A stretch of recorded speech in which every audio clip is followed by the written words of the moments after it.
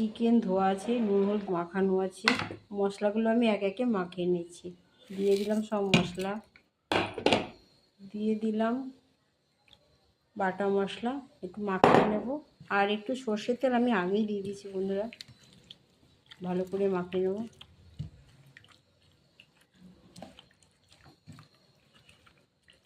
আর tomato বাটাটা একটু বেশি করে দিয়ে দিয়েছি। এই হয়ে গেল।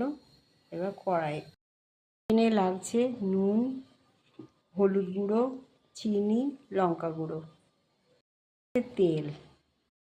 গ্যাস ধরিয়ে কড়াই বসিয়ে দিয়েছি, দিলাম তেল, দিয়ে দেবো গোটা গরম মশলাটা, আর একটু গরম মশলা লাগবে।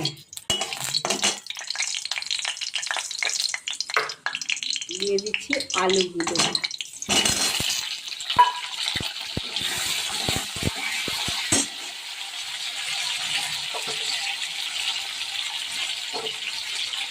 দিয়ে দিচ্ছি মশলা মাখানোর তেলটা। এবার কষে কষে করবো।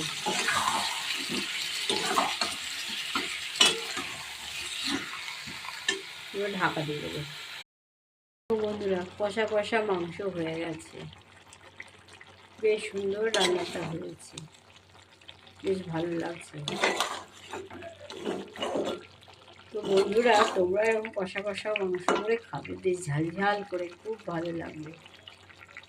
তো বন্ধুরা, যদি ভালো লাগে থাকে অবশ্যই তোমরা পাশে থাকবে, আর ভিডিওটাকে একটু শেয়ার করে দিও বন্ধুরা। দেখে নি বন্ধুরা, মাংসটা কোথায় এসেছে, ঢাকা খুলে দিলাম, জল শুকিয়ে গেছে। আর আমি মশলার জলটা দিয়ে দিলাম,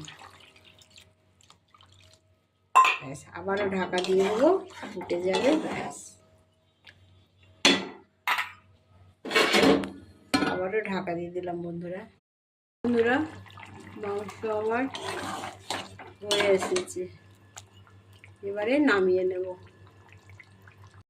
হয়ে গেল আমার চিকেন, বেশ কালারটা খুব সুন্দর হয়েছে। তো বন্ধুরা, আপনারাও এরকমভাবে খাবেন, খুব ভালো লাগবে। আর যদি আমার ভিডিওটা ভালো লেগে থাকে অবশ্যই আমার পাশে থাকবেন,